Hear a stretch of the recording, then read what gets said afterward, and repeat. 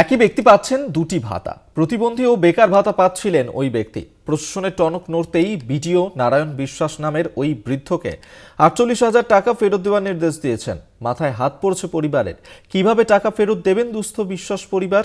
রানাঘাট 1 নম্বর ব্লকের নপাড়া মাসুলটা গ্রাম পঞ্চায়েতের গোসাইচর গ্রামের ঘটনায় শুরু হয়েছে রাজনৈতিক দরজা। মুখ্যমন্ত্রী মমতা বন্দ্যোপাধ্যায়ের উদ্যোগে দুস্থ প্রতিবন্ধী মানুষদের জন্য ভাতা চালু হয়েছে। রাজ্য সরকারের এই পরিষেবা পাচ্ছেন রাজ্যের গরিব মানুষেরা। এবার ভাতা ইস্যুতে উঠছে প্রশাসনের উদাসীনতার অভিযোগ। একই ব্যক্তি পাচ্ছিলেন প্রতিবন্ধী ও বেকার ভাতা। প্রশাসনের টনক নড়তেই একটি ভাতার টাকা ফেরতের নির্দেশ এসেছে।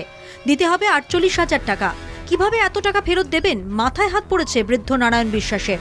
রানাঘাট 1 নম্বর ব্লকের নপাড়া মাসুলডাহা গ্রাম পঞ্চায়েতের গোসাইচর গ্রামের ঘটনায় শুরু হয়েছে রাজনৈতিক তরজা। হ্যান্ডিক্যাপটা জানতাম, কিন্তু এটা যে কোথা থেকে এসেছে আমি বলতে পারবো না। আমি বাড়ি বলতাম যে এই টাকাটা আবার কোথা থেকে আসছে, তা বলতো কি জানি সরকার তো করে দিচ্ছে। অভিশাপ বলতে এই টাকাটা আমি পরিশোধ করবো কি করি? আমি তো অক্ষমতা মানুষ, ওই ছেলে দুটো দেয় তাই খাই, আর আমি কানে কালা বলে আমি ওই রাস্তাঘাটে চলতে পারি না, বাড়ি বসে থাকি।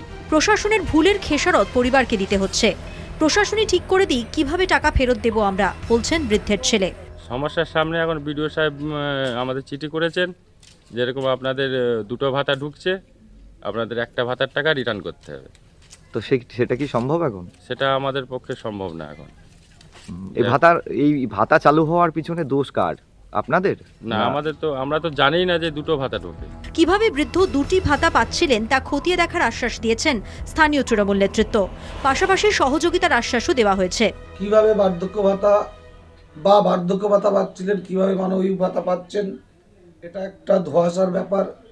কেউ না কেউ আবেদন তো করেছেই, সে যেই করুক না কেন দোষ ওই ব্যক্তিরও থাকতে পারে, আমাদের প্রশাসনে যারা এন্ট্রি করে তাদেরও থাকতে পারে, কারণ থাকবে।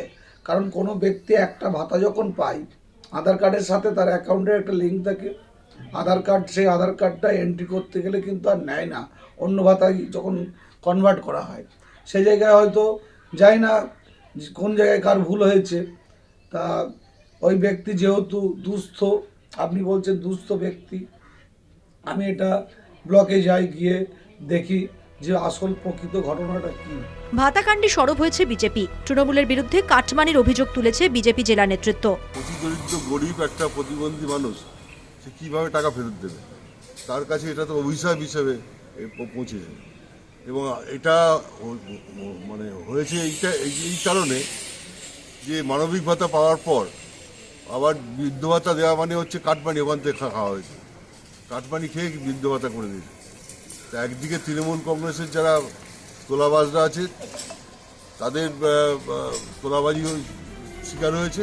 প্রশ্ন উঠছে, কিভাবে এতদিন ধরে চললো দুটি ভাতা? প্রতিবন্ধী মানুষ কিভাবে জানবেন তার নামে দুটি ভাতা চালু হলো? ঘটনার দায় কার? এতদিন কেন নজরদারি করেনি প্রশাসন? প্রশ্ন উঠতেই শুরু হয়েছে রাজনৈতিক চাপানোতর।